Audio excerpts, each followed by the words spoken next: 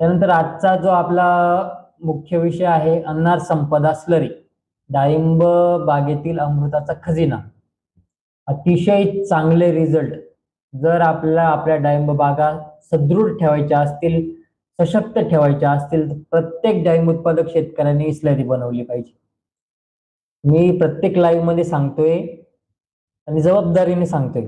बाग कुठल्याही अवस्थेमध्ये असू द्या, नवीन झाड लावलेलं असू द्या, 1 महिन्याचं रोप असू द्या, 6 महिन्याची बाग असू द्या, 12 महिन्याचं झाड असू द्या, पहिला बार असू द्या, दुसरा बार असू द्या, तिसरा बार असू द्या, कुठलाही बार असू द्या, फ्लावरिंग सेटिंग अवस्थेमध्ये असू द्या, फळविकास अवस्थेमध्ये असू द्या किंवा हार्वेस्टिंग स्टेजला बाग असू द्या, बागेमध्ये तेलकट असू द्या किंवा कुठलाही बुरशीजन्य डाग असू द्या, कुठल्याही अवस्थेमध्ये बाग असू द्या, आपल्याला ही अनार संपदा स्लरी आपल्या डाळिंब बागेमध्ये आपल्याला बनवायची आणि प्रत्येक महिन्याच्या अंतराने ही अनार संपदा स्लरी त्या ठिकाणी आपल्याला बनवायची आहे.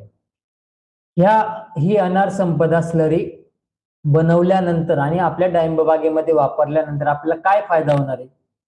ही अनार संपदा स्लरी आपल्या डाळिंब बागेमध्ये बनवल्यानंतर आणि वापरल्यानंतर 5 अन्नद्रव्यांचा नैसर्गिकरित्या जमिनीतून पुरवठा होण्यासाठी आपल्याला त्या ठिकाणी मदत होणार आहे. 5 अन्नद्रव्ये कुठली? Phosphorus, potash, sulphur, magnesium, calcium. 2 मुख्य अन्नद्रव्ये आणि 3 दुय्यम अन्नद्रव्ये, असे 5 अन्नद्रव्यांचा नैसर्गिकरित्या पुरवठा होण्यासाठी ही अनार संपदा स्लरी त्या ठिकाणी आपल्याला मदत करणार आहे. त्यानंतर जमिनीचा पोत सुधारवण्यासाठी, ज्या काही जमिनी आता आपल्या जास्त रासायनिक खतं वापरून खराब होत चाललेल्या आहेत, जमिनीचा पीएच वाढत चाललेला आहे, जमिनीचा ईसी वाढत चाललेला आहे, तो पीएच कमी करण्यासाठी, ईसी कमी करण्यासाठी, जमिनीचा पोत सुधारवण्यासाठी, जमिनीतला ऑर्गॅनिक कार्बन म्हणजे सेंद्रिय कर्ब वाढवण्यासाठी ही अनार संपदा स्लरी ही त्या ठिकाणी आपल्याला मदत करणार आहे. त्या ठिकाणी त्यानंतर आपल्याला कॅल्शियमची नैसर्गिकरित्या उपलब्धता करून देण्यासाठी त्या ठिकाणी आपल्याला अनार संपदा स्लरी मदत करणार आहे. त्यानंतर सूक्ष्म जीवाणूंची चांगल्या पद्धतीने वाढ होण्यासाठी, सूक्ष्म जीवाणूंच्या वाढीसाठी चालना मिळण्यासाठी अनार संपदा स्लरी आपल्याला त्या ठिकाणी मदत करणार आहे. आणि सगळ्यात महत्वाचं म्हणजे मुळं चांगली असेल तर वरती झाड चांगलं राहणार आहे. पांढऱ्या मुळांच्या वाढीसाठी अतिशय चांगल्या पद्धतीने आपल्याला अनार संपदा स्लरी ही त्या ठिकाणी आपल्याला मदत करणार आहे. त्यामुळे जर आपल्याला आपल्या डाळिंब बागेतल्या समस्या कमी करायच्या असतील, प्रॉब्लेम कमी करायच्या असतील, तेलकट डाग कमी करायचा असेल, बुरशीजन्य डाग कमी करायचे असतील, झाड जर सशक्त बनवायचं असेल, तर आपल्याला प्रत्येक महिन्याच्या 30 दिवसाच्या अंतराने आपल्याला अनार संपदा स्लरी ही आपल्या डाळिंब बागेमध्ये वापरायचीच आहे. प्रत्येक डाळिंब उत्पादक शेतकऱ्याला विनंती करेल, एकदा वापरून बघा, काही खर्च येत नाही आपल्याला, एक ग्रेड कमी सोडा, परंतु साधारणतः 2,500 ते 3,000 रुपये आपल्याला एका एकरासाठी खर्च येणार आहे. खूप झालं तर आता तुमच्या इथे सरकी पेंट काय भावाने मिळते, पीएचबी काय भावाने मिळतं, केएमबी काय भावाने मिळतं, काय काय लागणार ते पुढे जाऊन सांगणारच आहे. यानुसार थोडाफार फरक पडू शकतो. 3-3,500 रुपये एका एकराला खर्च आहे, परंतु त्याचे खूप चांगले फायदे आपल्याला त्या ठिकाणी बघायला मिळतात. एक ग्रेड, एक केमिकलची ग्रेड, एक औषध कमी सोडा, परंतु अनार संपदा स्लरी ही दर महिन्याच्या अंतराने, 30 दिवसांच्या अंतराने आपल्याला प्रत्येक डाळिंब उत्पादक शेतकऱ्याला आपल्या डाळिंब बागेमध्ये बनवायचीच आहे. तर अनार संपदा स्लरी बनवण्यासाठी आपल्याला कुठल्या कुठल्या गोष्टी लागणार आहेत, मी एका एकराच्या हिशोबाने या गोष्टी सांगणार आहे. आपली डाळिंब बाग ही साधारणतः 500 झाडांपर्यंत आपण ही स्लरी, आता जे काही प्रमाण सांगणार आहे तर 500 झाडांपर्यंत आपण हे प्रमाण हे आपण त्या ठिकाणी वापरू शकतो. तर एका एकरासाठी किंवा 500 झाडांसाठी आपल्याला सुरुवातीला 500 लिटर क्षमतेची टाकी लागणार आहे. मग ती सिमेंटची असेल किंवा प्लास्टिकची असेल, सिमेंटची किंवा प्लास्टिकची 500 लिटर क्षमतेची टाकी आपल्याला त्या ठिकाणी लागणार आहे. यामध्ये आपल्याला सुरुवातीला 300 ते 350 लिटर पाणी आपल्याला भरून घ्यायचं आहे. 300 ते 350 लिटर पाणी भरून झाल्यानंतर त्यामध्ये आपल्याला 2 किलो काळा गुळ हा आपल्याला व्यवस्थित पाण्यामध्ये विरघळून त्या टाकीमध्ये आपल्याला टाकायचा आहे. काळा गुळ टाकल्यानंतर आपल्याला 1 लिटर पीएसबी, ज्याला आपण फॉस्फरस सोल्युबलायझिंग बॅक्टेरिया म्हणतो, ते पीएसबी बॅक्टेरिया आपल्याला 1 लिटर बॅक्टेरिया या टाकीमध्ये आपल्याला टाकायचे आहे. त्यानंतर 1 लिटर KMB बॅक्टेरिया, ज्याला आपण पोटॅश मोबिलायझिंग बॅक्टेरिया म्हणतो, जे पोटॅश उपलब्ध करून देण्याचं काम करतात, मोबिलाइज करून देण्याचं काम करतात, ते potash mobilising bacteria KMB bacteria 1 litre bacteria या टाकीमध्ये आपल्याला त्या ठिकाणी टाकायचं आहे.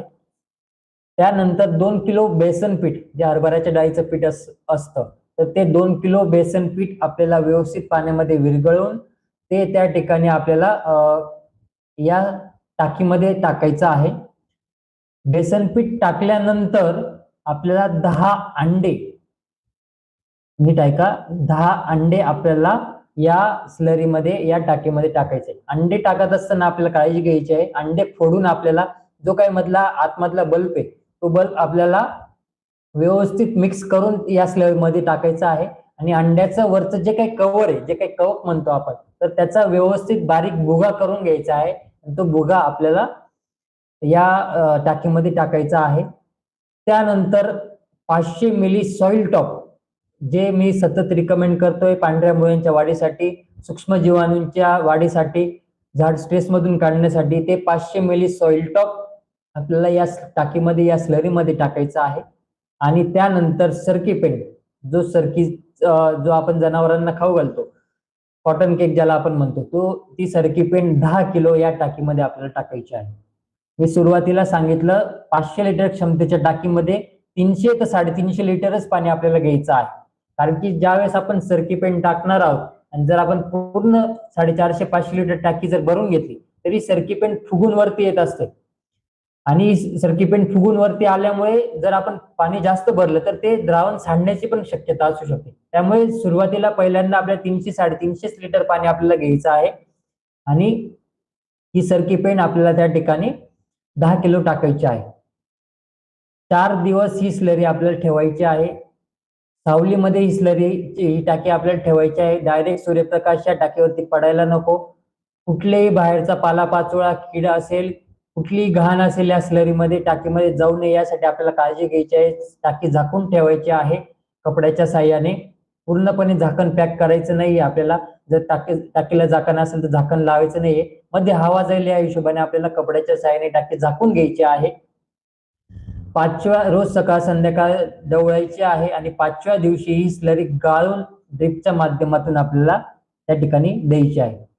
जर ड्रिपच्या माध्यमातून देणं शक्य नसेल तर गाळून आपल्याला, जर ड्रिपरच्या खाली टाकणं शक्य असेल तर ड्रिपरच्या खाली सुद्धा आपण ही स्लरी आपण त्या ठिकाणी टाकू शकतो. त्यानंतर ही स्लरी गाळल्यानंतर आपल्याला जो काही चोथा उरणार आहे, सरकीचा जो काही चोथा उरणार आहे तो पुन्हा एकदा टाकीमध्ये आपल्याला टाकायचा आहे. जो काही चोथा थोडस ऐकायला किंवा समजून घ्यायला थोडस आपल्याला किचकट वाटत असेल, परंतु या स्लरी बनवायची कशी, पूर्ण प्रोसिजर, फोटोन सहित पूर्ण प्रोसिजर, काय काय साहित्य लागणार आहे, वापरायची कशी, स्लरीचे फायदे कसे, याची सगळी माहितीची PDF ही आपल्या ॲग्रोकिसानच्या मोबाईल ऍप्लिकेशन मध्ये उपलब्ध आहे. त्या ठिकाणी जाऊन सुद्धा ज्ञान भांडार या विभागामध्ये, सेंद्रिय स्लरी या विभागामध्ये या अनार संपदा स्लरीची पूर्ण माहिती PDF स्वरूपामध्ये त्या ठिकाणी उपलब्ध आहे.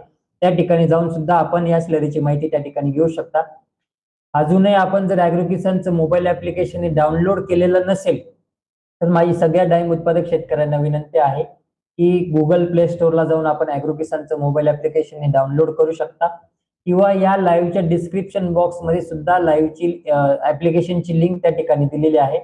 तर त्या ठिकाणी लिंकवर क्लिक करून सुद्धा आपण ॲग्रोकिसानचं मोबाईल ऍप्लिकेशन हे डाउनलोड करू शकता. तर जो काही चोथा आपला उरणार आहे, तो स्लरी गाळल्यानंतर तो चोथा पुन्हा एकदा टाकीमध्ये टाकायचा आहे. यावेळेस टाकी 450 ते 550 लिटर आपल्याला भरायची आहे, पूर्ण टाकी आपल्याला भरायची आहे. त्यानंतर या टाकीमध्ये आपल्याला 2 किलो काळा गुळ हा पुन्हा एकदा त्या ठिकाणी टाकायचा आहे. आणि 500 मिली सॉइल टॉप हे पुन्हा एकदा त्या ठिकाणी आपल्याला टाकायचं आहे. PSB असेल, KMB असेल, बेसन पीठ असेल आणि अंडे असतील, हे पुन्हा आपल्याला त्या ठिकाणी वापरायची गरज नाही. फक्त 2 किलो काळा गुळ आणि 500 मिली सॉइल टॉप हे दोनच, आणि उरलेला सरकीचा चोथा हे टाकीमध्ये टाकून 450-500 लिटर टाकी भरून आपल्याला पुन्हा 4 दिवस ठेवायचे आहे. सावलीत ठेवायचे आहे, डायरेक्ट सूर्यप्रकाशापासून दूर ठेवायचे आहे. पालापाचोळा, घाण, कचरा काही बाहेरच्या किडी त्यामध्ये जाणार नाही याची काळजी घ्यायची आहे. कपड्याच्या साहाय्याने झाकून ठेवायचे आहे. रोज सकाळ संध्याकाळ टाकी डवळायची आहे. 5व्या दिवशी पुन्हा एकदा गाळून ड्रिपच्या माध्यमातून ही स्लरी आपल्याला वापरायची आहे. त्यानंतर जर शक्य असेल डायरेक्ट ड्रिपरच्या खाली टाकणं तरी सुद्धा आपल्याला ही स्लरी डायरेक्ट ड्रिपरच्या खाली आपण टाकू शकतो. अशा पद्धतीने 2 वेळेस या अनार संपदा स्लरीचं ऍप्लिकेशन आपल्याला त्या ठिकाणी आपल्या बागेमध्ये करायचं आहे. अतिशय चांगले रिझल्ट. माझी सगळ्या डाळिंब उत्पादक शेतकऱ्यांना विनंती आहे, फक्त एकदा बागेमध्ये वापरून बघा. फक्त एकदा बागेमध्ये वापरून बघा आणि सातत्य ठेवा. अतिशय चांगले रिझल्ट आपल्याला त्या ठिकाणी अनार संपदा स्लरीचे बघायला मिळणार आहे. अतिशय कमी खर्च आपल्याला लागतो. 3-3.5 हजार एका एकरासाठी आपल्याला त्या ठिकाणी खर्च लागणार आहे. 1 ग्रेड कमी सोडा खताची, 1 औषध कमी सोडा, परंतु ही स्लरी जरूर त्या ठिकाणी बनवा. जर आपल्याला आपली जमीन चांगली ठेवायची असेल, झाड सशक्त ठेवायचं असेल, आपल्या बागेमध्ये तेलकट डाग, बुरशीजन्य डाग, कुठलाही रोग कमी करायचा असेल, पांढऱ्या मुळांची वाढ जर चांगल्या पद्धतीने करायची असेल, जमिनीचा पीएच कमी करायचा असेल, सेंद्रिय कर्ब वाढवायचा असेल, तर अनार संपदा स्लरी ही आपल्याला त्या ठिकाणी बनवावीच लागणार आहे. तर माझी सगळ्या डाळिंब उत्पादक शेतकऱ्यांना विनंती आहे, प्रत्येक डाळिंब उत्पादक शेतकऱ्याने अनार संपदा स्लरी किमान एकदा तरी वापरून बघा आणि त्याचे रिझल्ट मला फोन करून सांगा. आपले राजाराम पाटील सर म्हणून आहेत, शेतकरी आहेत पंढरपूरचे. त्यांनी परवा 2 दिवसाआधीच मला फोन करून सांगितलं, मृगबळातल्या प्लॉटाला त्यांनी वापरले, अतिशय चांगले रिझल्ट त्यांना बघायला मिळाले. त्याचे ऑडिओ सुद्धा मी